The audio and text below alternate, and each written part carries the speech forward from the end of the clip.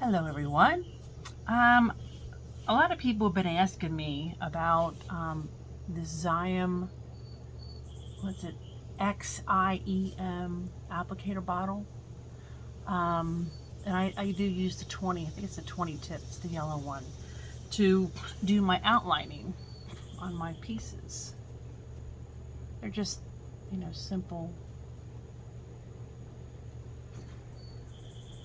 The thinner the glaze, the wider your line's going to be for the most part, because it spreads out a little bit. But I use it to write in my bowls, and to draw these lines on here. It gives a nice line. I use, this is my favorite, Amaco Velvet Underglaze, and I like the jet black.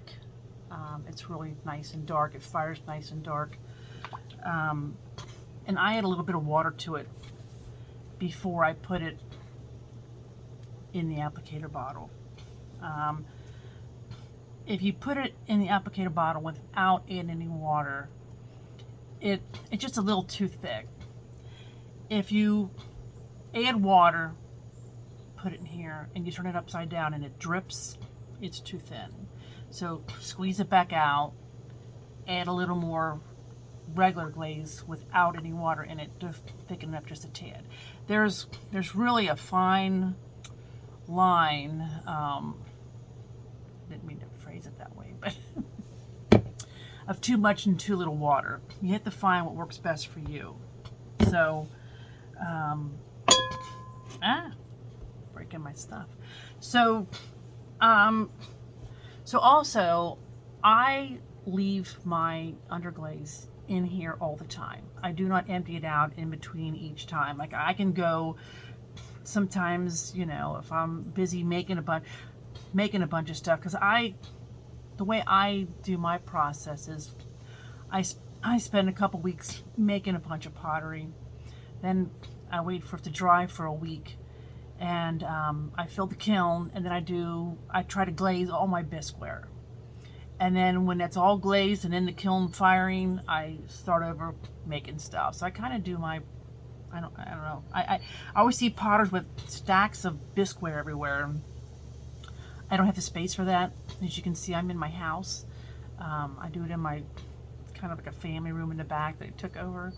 And but anyway, so this video is really about refilling these. I've had a lot of people ask me how I refill it also. So anyway, so yes, I leave it in here all the time.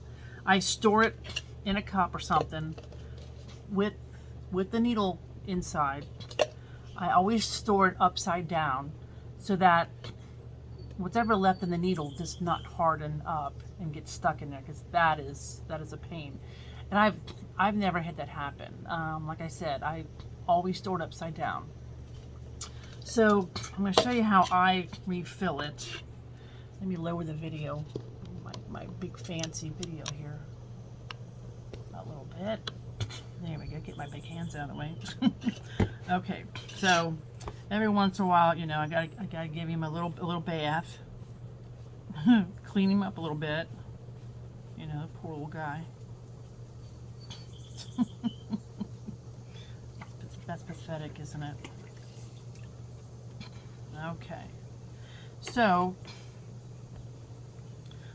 I just take a cup like this. Now I have already added some water to this, so you can tell just by me shaking it that, and you want it lump free. So if you think there's lumps in here, then you want to run it through a strainer. And I have done that before, where I've poured it in here, and then it looks good. We'll try it. I've poured it in there though and had some lumps, and it kept gooking up. Is that a word? Gooking up, clogging up, and I've had to take it all back out, run it through a sieve. So okay, just pull the top off. And there's a little bit in here, but it's not really that much. So you just take your applicator bottle, squeeze it in. See, I've got some in there. Let me squeeze it out. Squeeze out what I have. Okay. So you want to take your applicator bottle, squeeze it as tight as you can. Okay. And then just stick it down in here.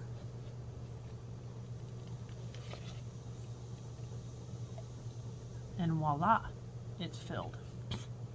So I try and get, you know, the extra up in here. You don't want to waste any of this stuff, as expensive as it is.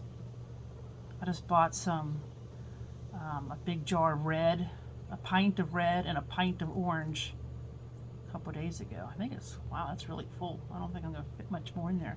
So I will just put as much as I can back in the cup, and then I'll pour the cup back in the jar. But anyway, I bought a pint of orange and a pint of red, and they were $48 a piece. Whew.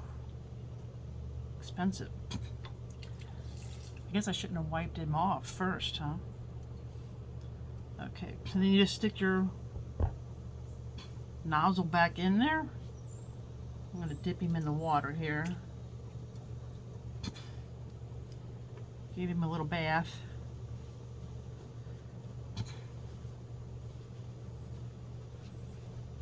Alright, and then this will go back in the jar. And I'll just get a paintbrush and scoop all that back in there. And then what you can do is, if you're really wanting to save even more of this, you can let it dry up. It'll flake off, and then put the flakes back in. That's being really frugal. For orange and red, I'd probably do that. For the black, it's not quite as expensive, so set that over there. Put that in the water. Always wipe your jars off too. They'll seal better. Okay. So now it's all nice and clean. With my finger on the needle top, just, I don't know, I just give it another good shake.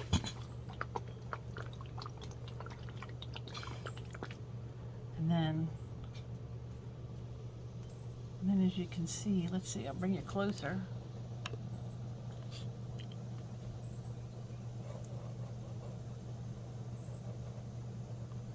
It's probably backwards. It says Lisa. Little smile face. You can do little flowers.